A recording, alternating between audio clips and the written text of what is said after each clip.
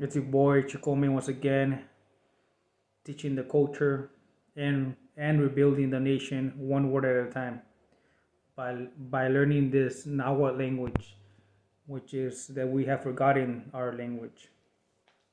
So that being said, I'm gonna show you some other words that we can use in a daily, uh, everyday life. So let's begin with the first one. It's gonna be brother. Brother means igni, and that is igni. The second word is gonna be Cihuaihni, which means sister. Cihuaihni. The third one will be father, which is gonna be tatli. Tatli.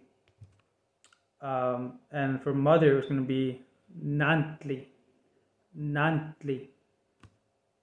For daughter, it's gonna be Cihuapilli. Cihuapilli. And for son, it's gonna be Pili, and that is Pili for son. So now you know some more vocabulary. That being said, see you on the next video. And again, Tlazucamati. See you guys next time. Peace.